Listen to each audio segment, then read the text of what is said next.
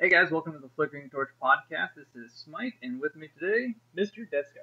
and today we're going to be talking about Unlockables versus DLC. Ooh.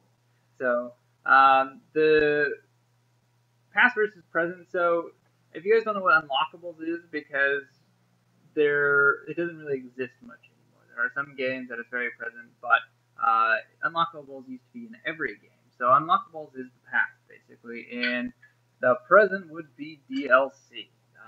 Today's more wallet warriors and content for extra money instead of including with the original game. Which, if we have to explain DLC, you guys clearly aren't paying attention to what is happening in your bank accounts. Yeah, or mom, give me money. God, I wish that still worked. Or it ever worked, I should say. But yeah, I mean, it's not like you can stack quarters on a game these days. I don't understand that rule. I really don't get that rule. Really? I know we're going off topic here, but I don't understand putting a quarter next to say it's your spot. It can be anybody's fucking quarter. We used to just stand in line. Well, yeah. Maybe it's me. I don't know. Yeah, that's true, but I don't know.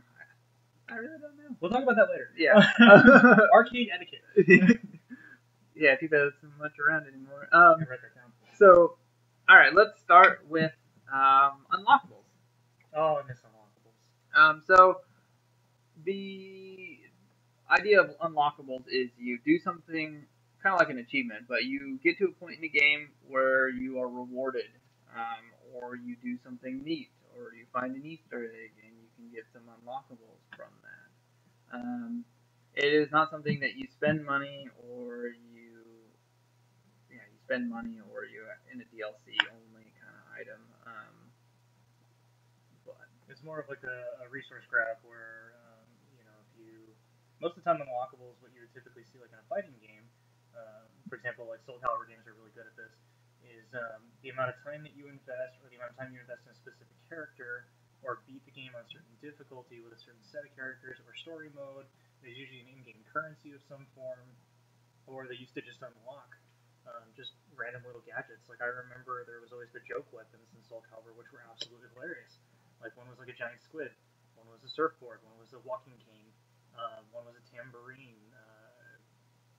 Like just anything that they thought that version of the game would be funny to use, they pretty much used.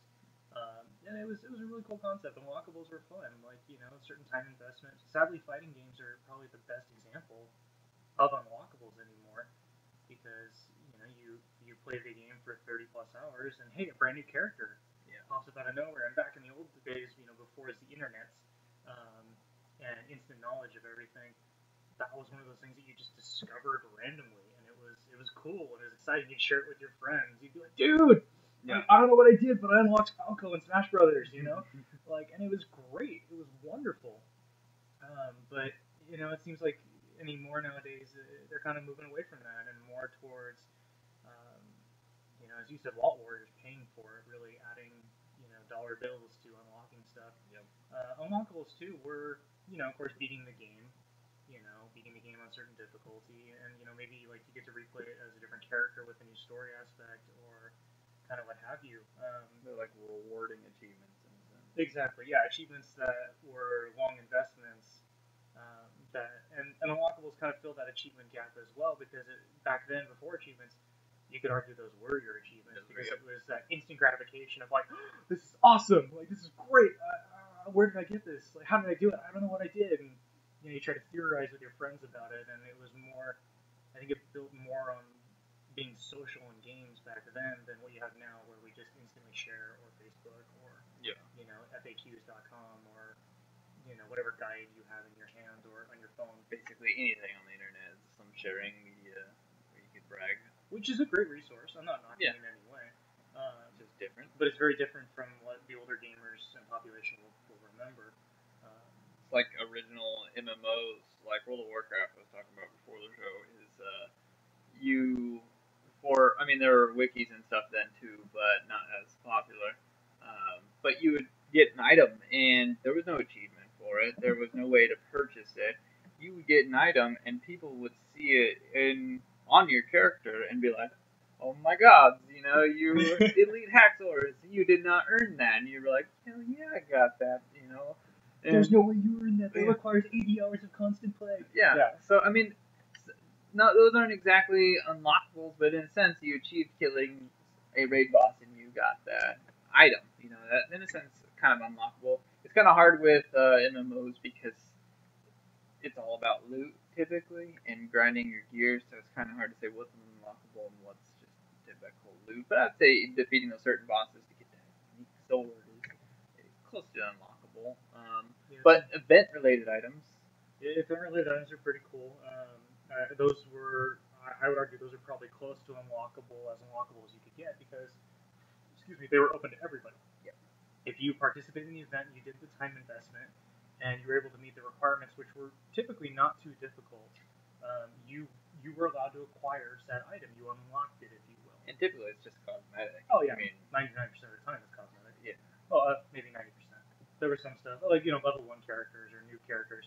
You have the opportunity to get something pretty badass that you wouldn't have access for. Food or weapons. Yeah. You know, like oh cool, like as opposed to the wooden sword of fearfulness, I have like an iron sword at level 1 that does 2 more damage.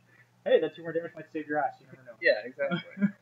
I kind of miss that. I mean, unlockables are defined differently throughout each game, but when it comes to MMOs especially, it would be the events are probably a good way to put it because those events usually only happen once, and you have to earn it or you don't, and then moving forward, you can't go back and get that item. Unless your developers allow it. Yeah, that's your bragging rights right there. You earned that. You know, you unlock that item where you can use it for nostalgia purposes or to show off to your friends or things like that. But I'd say the other example is roguelike. Really stick to it more so than any other game because a lot of roguelike would be the same repetitive thing over and over again, going in and dying in a dungeon or whatever, unless they have some sort of unlocking system. Even Darkest Dungeon, the first 5 runs into a dungeon, you unlock the different sections. Those aren't necessarily unlockables, but you do show progression that way. Right. I can't remember some of the cheesy like online roguelike shooters or something like that. You unlock characters. You hit like I don't know level 10 or go to the 20th dungeon level and you unlock the next character or something. But it was kind of a hard pain in the ass to do, but it was unlockable. You know? No, it's a time progression unlockable. Like I know when I was playing Battlefield 3, for example, the more levels you progressed in your character, so more XP, more levels, more time investment, more skill investment, but not skill requirements, you unlocked different guns. You unlocked, different add-ons for your guns.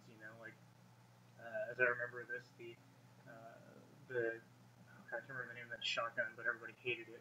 But you got this shotgun at like level 45, 47, and it was an automatic shotty in Battlefield 3. And after getting 100 kills with this shotgun, you unlocked the explosive rounds. That was just like a slug that exploded, and that thing was just overpowered to no end. And I remember playing around with my buddy. We both had just unlocked explosive rounds, and we were just messing around, having a good time, and whatnot. And I remember I went up against this poor fucker, and wherever you are, it's your own fault for freaking out, but I wasn't intentionally aiming for you. You just kept running in the way. I killed him probably close to like 15 times, almost in a row. And at the end of the match, he sends me this Xbox Live message of him just bitching and moaning and screaming, saying I'm not a real man for using explosive shotgun rounds. And I wish I'd saved the message, and I wish I recorded it because sadly it brings me a little bit of sick joy. But he just cried and moaned and complained. So the next round I switched over to an automatic rifle or a semi-automatic rifle and still stomped the crap out of him, which he proceeded to rage quit. But back to the Battlefield thing, like those were unlockables. They were time investment unlockables that you couldn't get without putting in the time. Yeah. When you reached that rank, you got that ability or that stat for that add-on. I forgot EA and Battlefield actually had unlockables. I don't like their unlockable system in Battlefield 4. That's a whole other complaint. But it is unlockable. I don't like the aspect where you can't choose the unlockable you get for your gun because since they do have the ability to change the way your gun works, you literally have to grind a lot out to get certain, attachments to make your gun useful. Right. So I didn't like their way that unlockable worked, but yeah, they were actually it's an unlockable system, which is nice. You didn't have to pay for it. You could pay for battle packs, but you didn't have to. You could unlock it all on your own, which is great. But there are some people who just rushed into battle packs. Hey, if you got disposable income and you want to support the economy, Millions, my thumbs are up to you. So $1,000, Yeah. $1,000. But hey, strippers or gold backs. I don't know. Where your one's gonna go? That's for you to decide. Good thing your wife doesn't hear this. Yeah. Right. So, how do you think I got married? Oh no! Stop it. We're still going to hell. Okay, so let's jump topics here a little bit. So let's talk about DLC for a little bit. And yes, I know it's the negative word in the room and brings a lot of like. At least to us. At least to us it does. But the current market, if you guys have noticed, and I would really hope you're noticing a little bit when you go to the store screen or whatnot, focuses on DLC, so downloadable content at a cost, which I think the C is downloadable cost as opposed to content details. Yeah. However, current day games, as opposed to what we were talking about, now Battlefield was a little bit more recent, but most games nowadays, almost all of them offer DLC in one form or another. Now, DLC isn't this truly evil thing. However, there's certain aspects of DLC that'll make most people want to pull their hair out.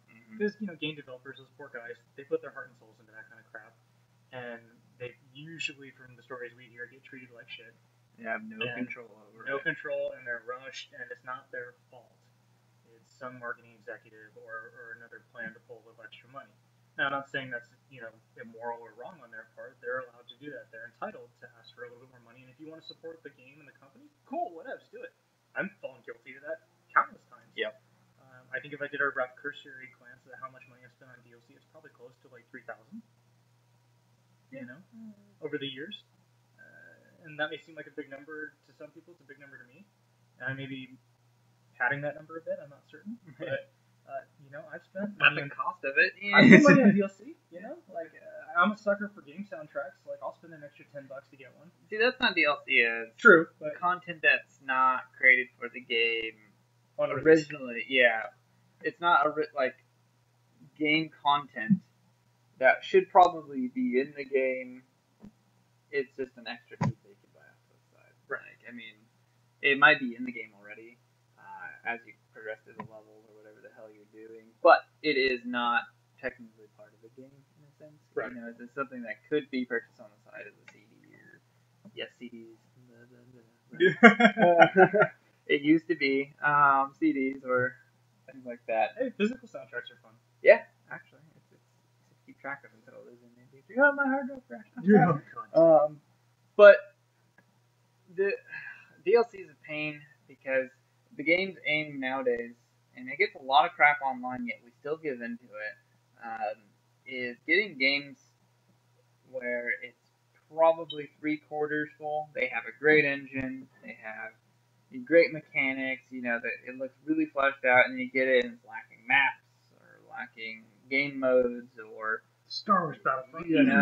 Yeah, I was a sucker. I'll get into a different piece of that. But, yeah, and then you get the DLC, and it's like, oh, yeah, you're going to get all these. It's like, great, but it should have been with the game already. I mean, I wouldn't mind DLC if there was a huge chunk of the game, and then I'm like, well, I could get those extra map packs maybe later if I wanted to. That's fine. So that kind of falls into like the season pass thing that most companies are doing now, which I hate it so much. Like, there's no guarantee that game is going to produce more stuff. Like, and I've fallen victim to it. Like, oh yeah, like I think I paid for the Borderlands 2 season pass when it was on sale on Steam, but that only guaranteed me like 5 packs of DLC and a bunch of extra add-ons. Because I didn't pay attention to the fine print for starters. But it's like if you're going to say like. And that's where they get you. A season pass is a season. Yeah. A season's a defined period of time. Whereas, an all-access pass would give you everything. And I don't know. I kind of hate both of those concepts a little bit. Like, I'm not against the developers adding more to a great game or a great story. But at the same time, don't try to, trick people into, getting the season pass and then not releasing shit for 6 months. Yep. Or 9 months down the road or a year. Yep. Or make the DLC really not worth it. Right. A lot of content. I don't like season pass when they're introduced at the time you buy the game. Yeah. Because it's like, so you guys are already planning on this content, and you already hashed out, and you want me to pay nearly the same amount of price for the the season pass as I paid for the game, which is freaking ridiculous. That's what Battlefront's my thing is. I paid, 50 for the freaking season pass. The game was 60. And it's like, why in blue blazes did I, spend $90? Yeah. Or no, bad. On a game, well, you know what I mean, but on a game that should have had the content, most of the content in the first place. I mean, given they did release maps and stuff over time, but it's like, that is a cheap way to get your development while making money. Is getting the season pass and game out and then adding the content later. Right. Season passes are evil because they already know the content, yet they don't wait long enough to add any of it in the first place. They're like, well, we have this marketing plan. We're going to sell it to you. And, you guys are chumps anyways. So you're going to buy it if you like it. Ooh, shiny. And plus, a lot of it doesn't go, DLCs don't go with the story. They're just like useless things that may or may not be fun. I mean, I don't mind add-on content for any game. If I really like the game, I'd definitely love to have more content to it. I just don't like being kind of schemed into it every time I buy a DLC. It's, I'm finicky though. No, it's understandable. I mean, again, like I said, DLC is the bad word in the room right now. It is the, quote, enemy amongst most individuals. Not saying that those people who have that disposable income should be shamed in one way or another. Now, if you have that income, you buy that kind of stuff, and you flaunt it, you're opening yourself up to a little bit of shit. Yeah. Right. I'm not going to argue that. However, you're not totally, it's not necessarily bad, even though it is a bad. It's a very complicated issue. Yeah. Obviously, we're not solving the problem. We're just discussing it. Yeah. There's a lot to DLC that's wrong. There's some good things like, oh, hey, yes, you get additional content. The game continues. But then again, you are the opposite of that is you are charging people more. They don't really know the plan. Some companies like the Division actually released, we're gonna have these by specific dates, right? Which is nice. It's like, okay, so you can expect this content. That's fine. They had a pretty good core game, not so much towards the end, but they were actually willing to patch it within the first month or two of the release. And they really tried. They did. Yeah, waiting 6 months and be like, all right, fine, here's some extra math. Yeah. But they marketed the hell out of that, so they better. Otherwise, they'd shot them really hard. I don't know. I just don't like the money grabs. I mean, especially. Yeah, I don't know. To me, it all seems like a lot of money grabs. Like the content was pre-planned, yet you get a subscription. Mm-hmm. No, it's understandable. It's just one of those things. So let's jump over a little bit here to which you and I are, and I'm sure most of the older population, not older as an older gamer, older gamers, the nostalgia. I'm rambling here. Nostalgia of Unlockables. I mean, it was such a great feeling and such a wonderful, warm, tingly spot to think that you might be the first one on your block out of your group of friends that got that unlockable, that got that cool little feature. And nostalgia, of course, by definition, is remembering the past and having pain from it. I think people forget that's pretty close to the definition of nostalgia. We just think of nostalgia as remembering the past. Yeah. But nostalgia is tying the past to pain of missing it in one form or another, which can be good and bad. Mm-hmm. But I mean, God, I miss just those unlockables in one form or another. I miss just that this is great, this is cool. Before the internet, before knowing everything in advance, going a little bit, we can talk a little bit about blind runs on that, if you will. But just that, this is really cool. For those who played the original Legend of Zelda, these weren't necessarily unlockables; they were more secrets.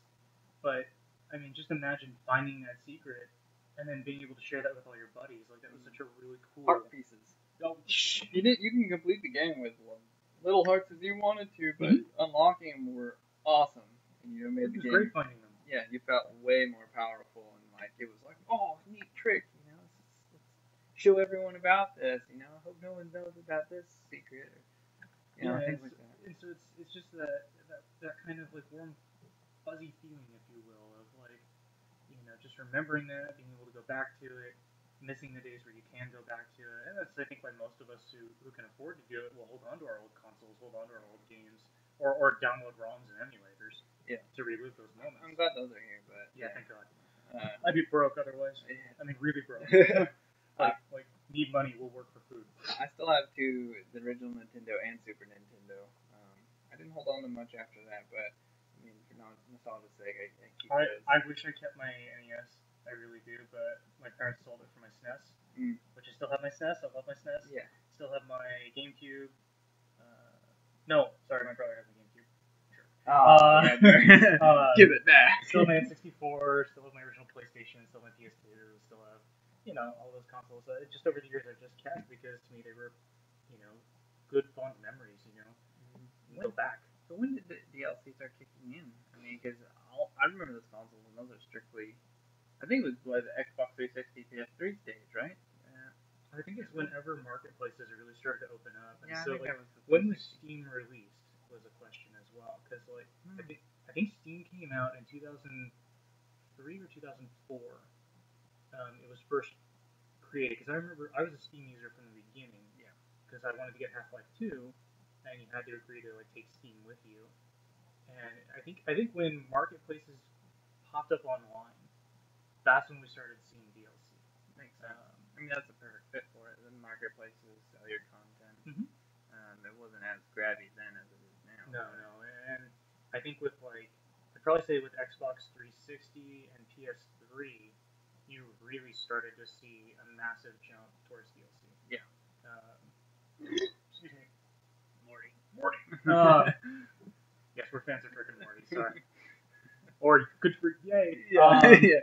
But yeah, we started to definitely see a jump in DLC in kind of that department, which is there's nothing again wrong with that, but at the same time it can rear its ugly head and it can be frustrating. There's ups and downs. Yeah, there's always ups and downs to everything. It's just kind of weird that it's like it went so well with Unlockables, because I'm like remembering the consoles all the way up to the point I'm like, oh yeah, unlocking this in that game or unlocking this, and then suddenly it just becomes like a whirlwind out of nowhere marketplaces. And, at first they started out as the DLC was just cosmetic or soundtracks, things like that, and then it started going into core pieces of the game. But yeah, I'd say that's probably the 360 PS3 era. Yeah, and then when Steam really started to get tread and started to move into its own thing, that popped up too. And luckily with PCs though, you had modding for a lot of things too. Modding. It wasn't as big as I'd say consoles. The consoles DLC grew probably a lot quicker than PC did. Well, PC you had, and God bless you, Code Monkeys. You truly are heroes in your own right. You guys, when you modded everything, it was great. Like you gave options to have that little extra fun or that change. Now, mind you, that did open a whole group of cheaters and what have you, which we're not going to talk about. Yeah. Elder Scrolls.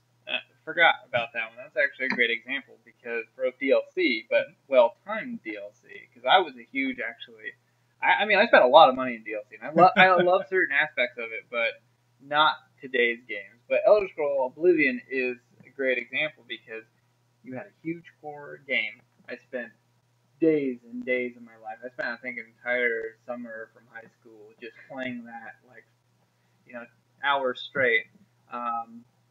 And you had the entire core game, and then the DLC came out actually quite a bit down the line. But in that meantime, I had all these mods I could do. Right. Unless you were on console, then you had to wait for the DLC. Sorry, but PC, you had all these cool things you could mod, and they had all the systems. And then later in the life, they're like, oh yeah, here's some cool content. Not really story related, but we increased, some mechanics here. We changed some stuff you might like the leveling sword. But here's some cheap $4.99 DLC that gives you 5 hours worth of stuff. And I mean, at that time that was perfect because you had a complete game, everything worked great, and it didn't really ruin the story. It added a little bit to it, but I mean, you had a lot of shenanigans in Elder Scrolls anyway. So it's like all this perfect little stuff. Although the horse armor was useless, but we won't go into that. Cosmetic again. But then you still have the option to mod, so I guess you didn't need the DLC. But I think it's just kind of the perfect game for DLC to arrive for. Whereas nowadays, it's like you don't have those options. It's not well timed, and it's really expensive for DLC. So since we're talking about timed DLC, or do we want to bring to life the really nasty word that we not should speak of, but will speak of? The Day 1 DLC. God damn it. I can't say enough bad things about this. Nothing more than a massive insult. Massive I'll let insult. you start. Just huge insult to the common population on Day 1 DLC because that shit was ready near launch, and you know that they purposely chose, and again, not the developers, just the people who have control over it, to specifically withhold that crap to get just a little bit extra so that they could fill their bathtubs with whatever the fuck they sleep in or lay in. Money, man. Yeah, money. Swimming pools of money. Scrooge McDuck, anyone? Yeah, right. Day one DLC, I think, is an atrocity and just a massive crime against humanity. I think that's what makes me so jaded actually towards DLCs, because I mean that gives my outlook is like the content's already there, and usually it's expensive, and it's probably already on the goddamn disc. Yeah, that's the worst part. But it's like it should be treated as a freaking war crime. I mean, day one DLC is just by definition evil. Basically, you're admitting that you have the content, but you're too freaking cheap to include it in the core game. And, or greedy, for that matter. Yeah. Well, I guess greedy would be better than cheap. And you are legitimately screwing people over. Yes, intentionally. Intentionally screwing over individuals. And there's just no good way to spend day one DLC. It's just the biggest insult, I would argue. Yeah. Now, I can understand and justify DLC 2 months into it, a month into it, 3 months into it. Kind of that happy little window there. There are some good DLCs. But like day one DLC, absolutely hate and despise. Week one DLC, I'm really starting to question some things here. 2 week, a little bit more believable. 3, okay, that's understandable. A month, totally justified. I'd say after a month is an okay time period. I mean, because some people have already spent, like, they don't have work, or after work they had nothing else to do, so they spent like their entire time playing the new game, and like by the month they might be bored with it. So like a month's okay to start easing into maybe DLC. Although I still think you had a development time only a month ago, and you couldn't maybe add free content to the game or something like that, or you wanted to add free content, but your hand got forced for some reason or another, or sales weren't as expected. Yeah. So you released DLC early. And I still think marketing, of course. Yeah, I still think a few months out is better for DLC because it shows that you're given a time period, and you want to make more money off the game, but you're giving people a chance to experience the core of it and enjoy it in one form. Sorry, cut you off. No, that's fine. It just makes them feel not like you're just scrounging them for money, basically, and saying you can't have this because you can't afford it, or so you're going to be that one person who doesn't have the DLC right away. Sucks to be you, but we're rolling in the dough. So I think that's probably my main thing that makes me hate DLC so much is, for one, price, because I think a lot of them are overpriced, like season passes, and 2, day one DLC. I'm sorry if you like it, but I cannot find anything good about day one DLC. Unless it's free, and then just maybe, but it still seems like an insult. Well, to me, if it's free, it's usually a patch. Touche. So in that case, it's like, oh, you patch the game with the new content and maybe hopefully bug fixes, because a lot of games in this day need bug fixes on day one. That's a whole different topic. Yeah, but so to me that doesn't bother me. But having to pay for content, I bought a game. There's already extra content. What the fuck? Yeah, I'm gonna say it. Yeah, it's like I paid $60 for a game. Maybe not. Depends on where you buy the game, but should kind of be included. Or I stood in line for 2 hours in the middle of the night to get my copy at midnight with a release party, which, hey, that's cool, nothing wrong with that. I've met some really great people in release party lines. But like I waited that long, I get home, and literally on the marketplace, like, brand new DLC for sale, haha! Yeah. Like, what the fuck? And mind you, it's not like cheap. It's like, $10, $5, maybe $5, not $1. It's usually 15 to 20. Yeah, it's almost always 15 to 20, sadly. Unless it's season pass, goes all the way up from like 15 to 50. Ooh. Yeah. But that's the pain. I was gonna laugh though, because I'm like, oh, release parties and things. Like, you don't see that anymore because Amazon, everyone under the sun now sells it digitally.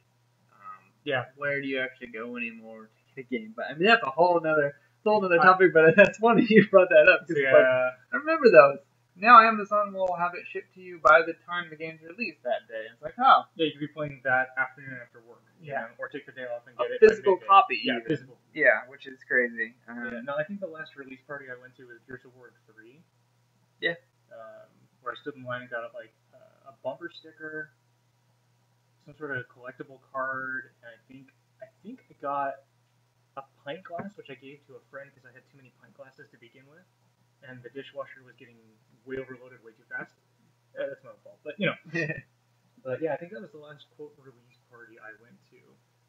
But now we're tangenting here. Yeah. But yeah, Day One DLC.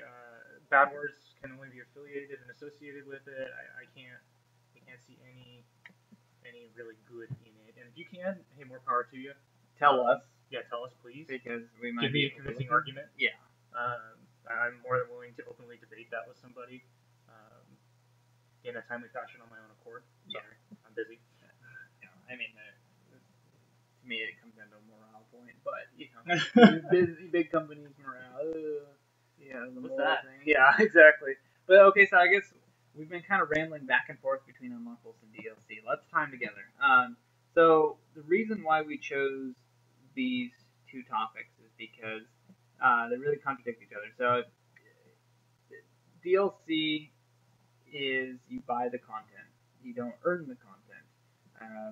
A lot of things you're granted by purchasing it, where you become like a wallet warrior or a whale. Yeah.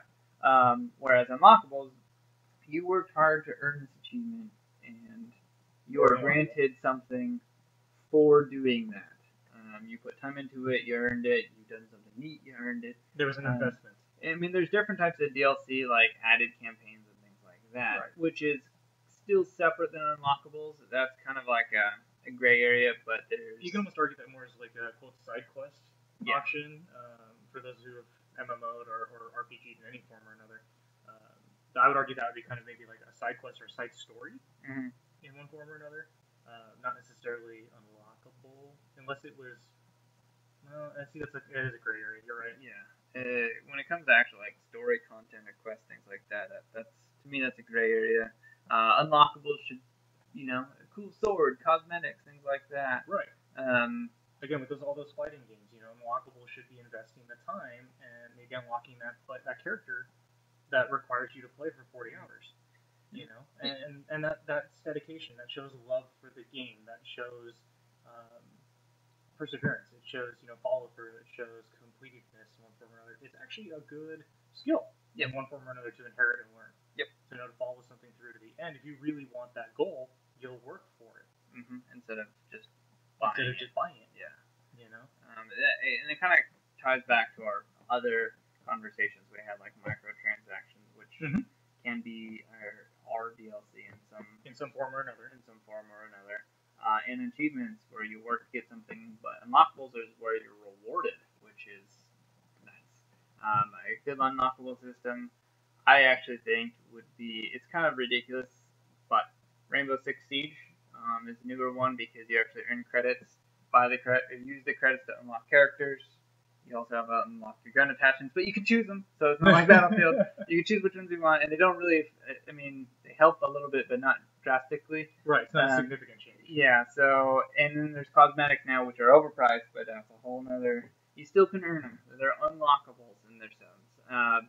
Whereas DLC, you could buy them, but it's a good mixture of, if you wanted to spend these pointless items, you could. So you could do downloadable content like that, but you can unlock them. So there's a happy medium between the two. But I don't like things where it's strictly, you buy the cosmetic. I don't mind if you unlock it, actually. I don't care. I just don't want to buy the cosmetic.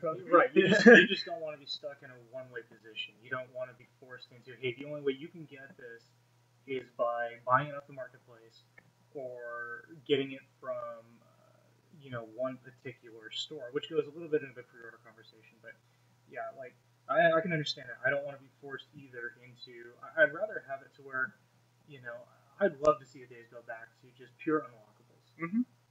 Nothing against DLC, you know, it has its own place in its own right, in one form or another. The gray area.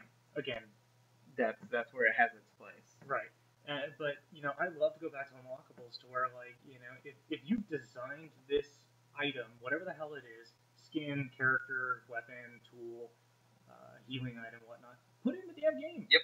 Let me find, and even if I have to invest like hundreds of hours to get it, put it in the game. Because to me, it'll be that much more sweet. It'll be that much more wonderful. It'll be that much more enjoyable. Knowing that I've made that investment. And when I reach the age of 60 and look back on my life and go, dear sweet God, what was I thinking? That's my choice. Yeah. To live that. Where like my money. Look at it this way: everybody in your life, in your working life, you have a fence. I think is how you pronounce it, or like a defined amount of money you can earn. Yeah. Period. So what you choose to spend on is, of course, your choice.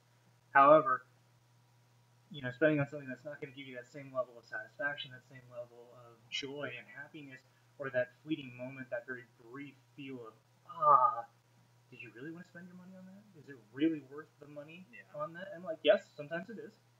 Sometimes not. Sometimes there's cool stuff that I'd probably want to buy, or maybe I don't have time to earn. I mean, that's really cool.